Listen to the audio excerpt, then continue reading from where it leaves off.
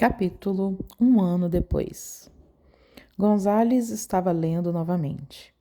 Charlie começara a ler também.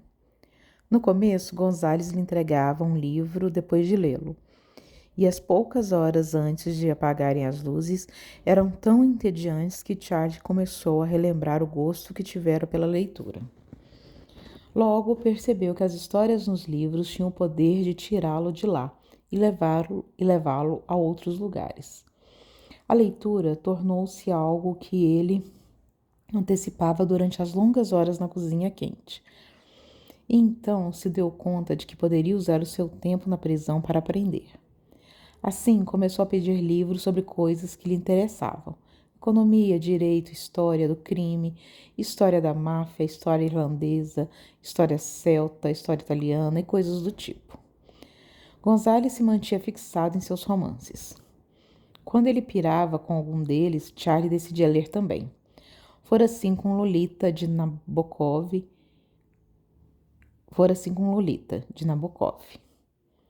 Gonzales tinha enlouquecido com o livro e ele insistiu tanto que Charlie acabou lendo.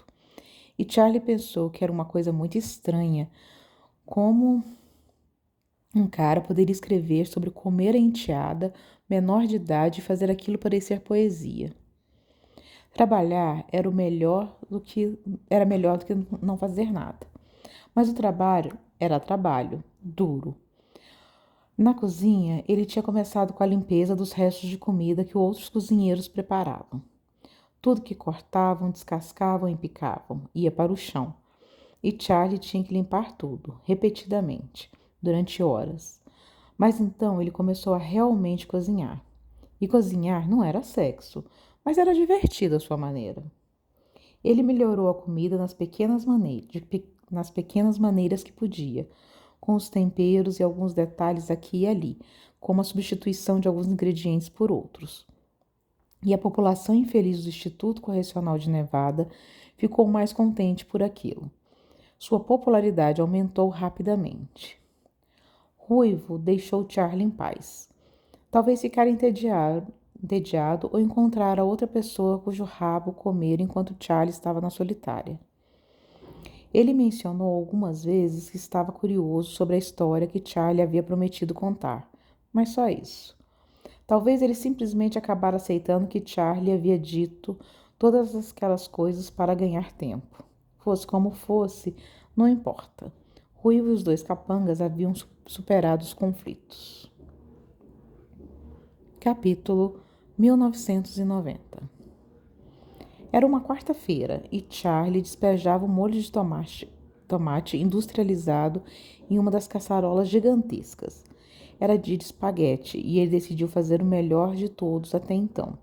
Uma promessa diária que servia mais como um desafio interno, uma forma de manter-se interessado no que estava fazendo. Quando os caras gostavam da comida, ofereciam-lhe cigarros e outras coisas. Manny, um guarda, bateu na porta aberta para chamar sua atenção. Você tem um visitante, Retorini? Ele franziu o senho.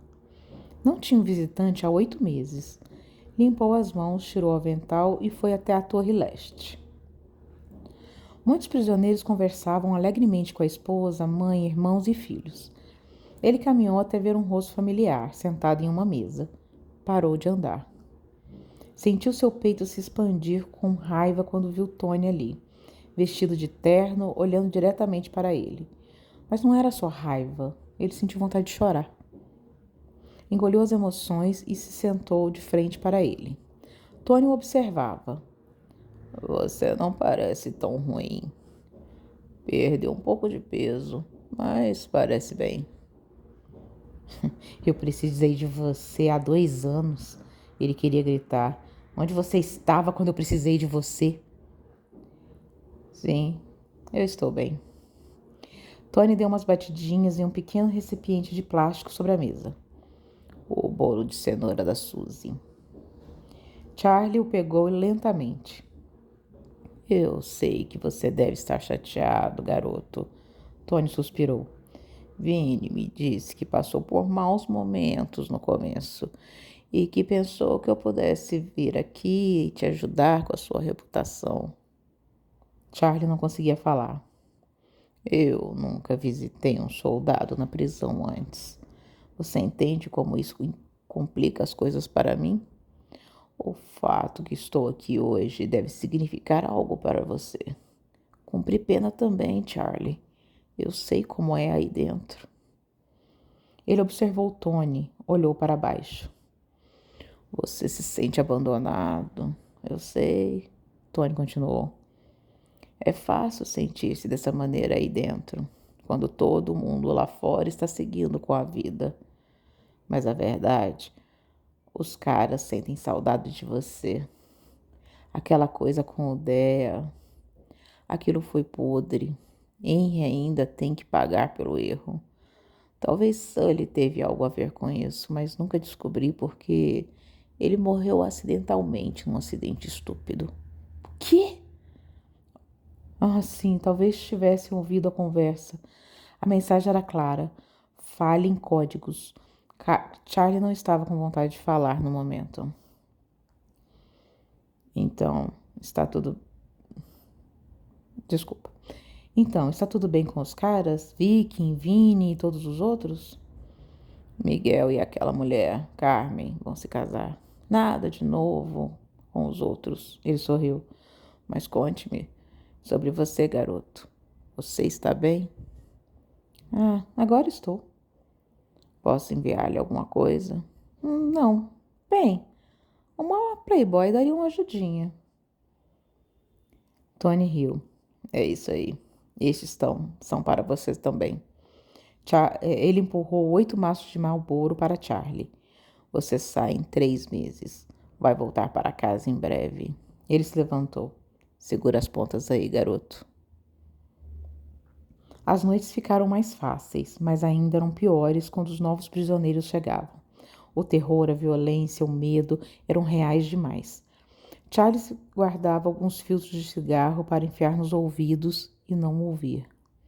De vez em quando, a rotina era interrompida. Às vezes, 2 detentos brigavam e as coisas ficavam tensas. Gangues assassinavam membros de outras gangues. Um cara magro e negro esfaqueou o outro até a morte na frente de Charlie. Foi estranho ver acontecer. O sangue é repulsivo, parece sujo. Ele tinha problemas para dormir às vezes. Dava-se bem com Gonzales. Nas piores das noites, Gonzales rezava até dormir. Charlie odiava ver os novos detentos conversando com todos, tentando encontrar um amigo forte para cuidar deles. Em seu 25º aniversário, Charlie percebeu o quanto era jovem para estar naquele lugar. Ele jurou para si mesmo que nunca mais voltaria. Na sua última noite no instituto, Charlie teve uma sensação peculiar. Parte dele estava com medo de sair. Ele se acostumara com tudo aquilo. Conhecia a rotina, as pessoas, sabia como agir diante de cada uma delas para manter-se bem e vivo.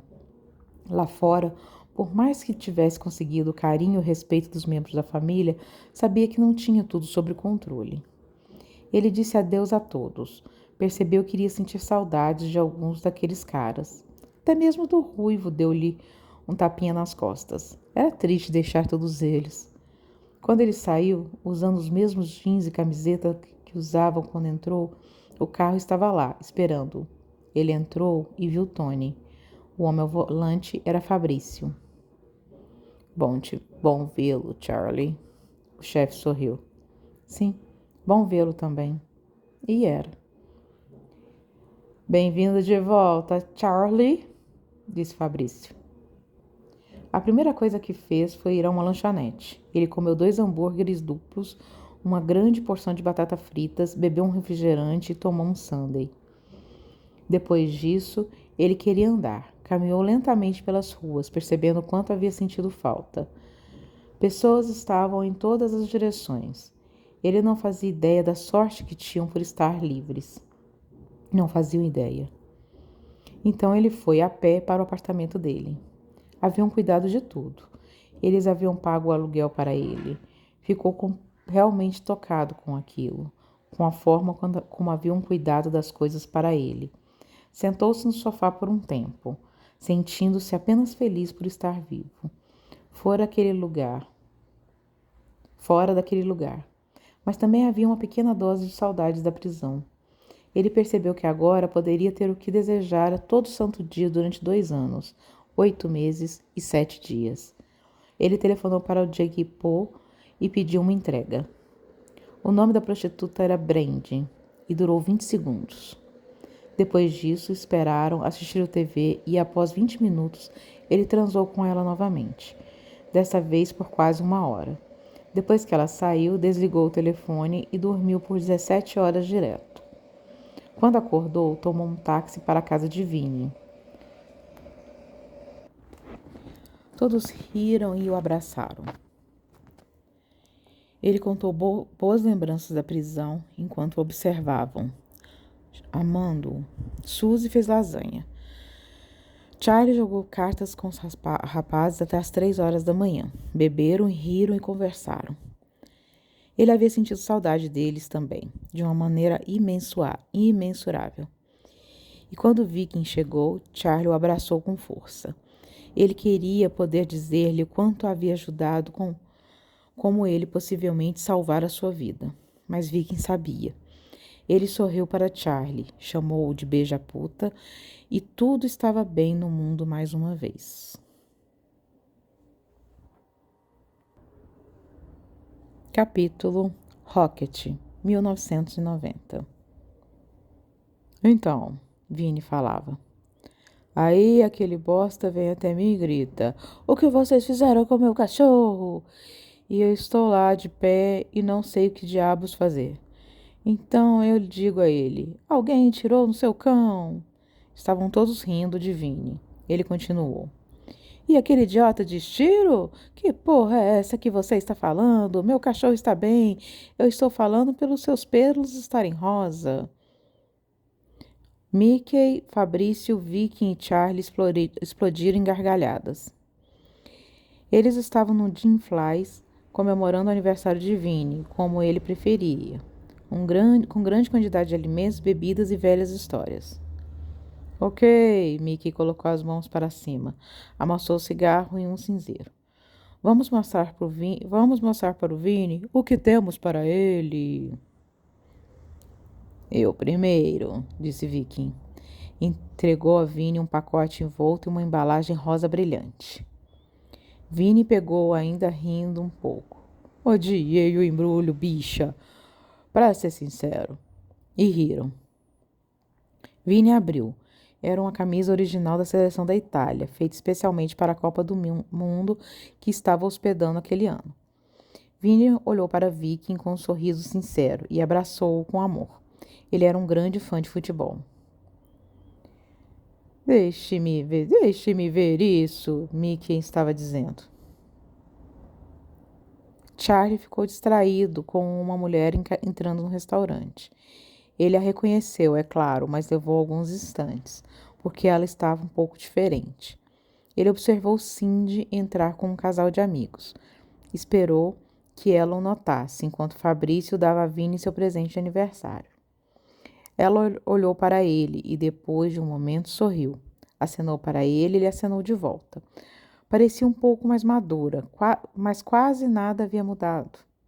Sim, sentiu-se bem por ela não estar mais com ele, porque, se estivesse, também estaria envolvida com a pior parte do mundo dele. Ele voltou para a animada conversa em sua mesa, carregando consigo uma nostalgia nova, uma tristeza pequena que ele conseguiria conter, mas só se ela não inventasse de crescer muito dentro dele. É sua vez, Charlie, disse Mickey, bebericando a cerveja. Tá bom. Ele pegou o envelope do bolso e entregou a Vinnie. Então, observou a reação do amigo enquanto mastigava um palito. Vinnie abriu e viu 2 passagens. Que diabo é isso, Charlie? Ele sorriu. Para você e Suzy. 10 dias no Havaí. Foi o melhor que eu pude fazer. Vinnie estava realmente surpreso. Venha aqui. Ele pressionou a testa em Charlie contra a dele e deu-lhe um tapa na nuca. Era assim que Vinnie mostrava amor verdadeiro. Ei, não quero atrapalhar a diversão aqui, mas eu tenho um anúncio a fazer, sorriu Mickey. Finalmente conseguiu fazer a operação de mudança de sexo? Disse Charlie. Fabrício riu e os outros fizeram piadas com Mickey. Sim, e você continua pedindo, se você continuar pedindo com jeitinho. Mickey brincou. Charlie sorriu. É sério, disse Mickey. Carmen e eu estamos grávidos. Teremos um bebê daqui a uns 8 meses. Epa, isso é uma coisa do caralho, berrou Vini. Os caras se levantaram para abraçá-lo e parabenizá-lo. Eu já sabia, Vini falou enquanto sentava. Mickey é capricorniano e no horóscopo de hoje dizia que teria uma boa surpresa.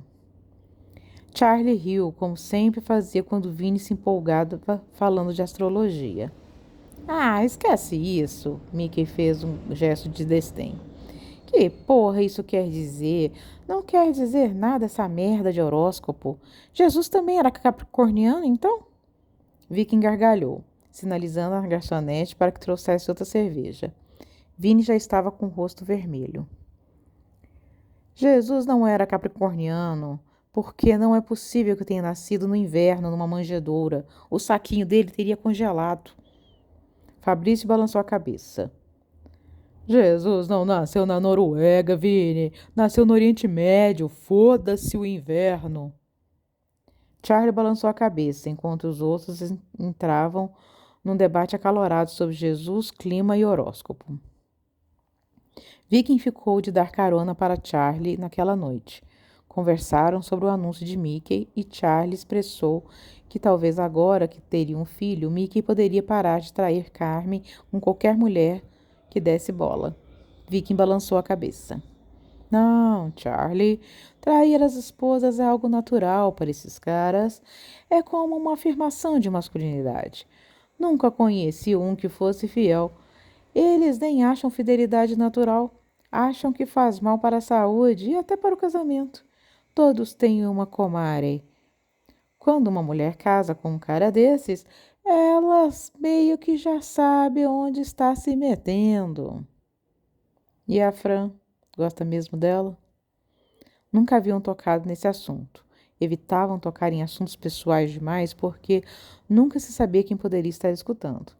Vicky e Charlie haviam aprendido a conversar puramente através de olhares, mas naquele momento Vicky deu um suspiro. Fran é uma mulher incrível, Charlie, sabe? Do tipo que você tá lá na cama olhando ela dormir e pensa: como uma mulher dessa conseguiu se interessar por um babaca como eu? Charlie pensou em Rocket. Quando saiu da prisão, Fabrício passara a coletar no Sunset Beach. Então, nunca mais a vira. Não sei, amigo, mas imagino. Bem, ela é melhor do que eu, em tudo. Charlie olhou para fora da janela. Cada vez que olhava para o arrastar das luzes dos cassinos e hotéis da Strip, elas pareciam brilhar menos. Escuta, vamos tirar Fabrício do Pete. Ele arrumou briga com o cara lá. Você volta a coletar toda sexta-feira a partir da semana que vem, ok? Mesmo esquema de sempre. Ele sentiu um calor no peito, como se o coração se derretesse e espalhasse sangue pelo tórax. Sem problemas. O que Fabrício aprontou? Vicky lambeu o lábio e pensou um pouco antes de falar. Ele é louco, aquele bosta. Uma porra de uma bomba relógio. E o pior é que não podemos fazer nada a respeito. Tony sabe quem Fabrício é, mas o pai dele é poderoso demais e sabe demais. Não podemos simplesmente dar um sumiço no desgraçado, mas Charlie, fique longe dele, se puder. Tudo bem? Sabe que depois de todo esse suspense vai ter que me dizer mais do que isso, não sabe? Ele é um sádico, gosta de mandá-lo para a execução. Machuca as pessoas que têm gostos por isso. Tivemos que mandar executar 2 prostitutas quando você estava na prisão. Nunca vou esquecer daquilo. Apagar um traficante com uma bala é uma coisa. É quase justiça poética, sabe? Mas ver um cara espancar uma mulher durante dias. No final, ela olhava para mim e implorava para que eu acabasse logo com aquilo, porque ela não aguentava mais apanhar. Caralho, por que estou falando sobre isso? Eu não quero falar disso, Charlie. Desculpa. Pela primeira vez, sentiu-se feliz por ter estado preso. Não conseguiria aguentar aquilo sem interferir, sabia disso. Temeu então o momento em que certamente chegaria, o momento no qual teria a convicção de que uma execução fosse necessária. Sentir a falta do Sunset Beach. Uma daquelas coisas que nenhum velho sábio de filme explica. A saudade de algo que simplesmente porque se foi.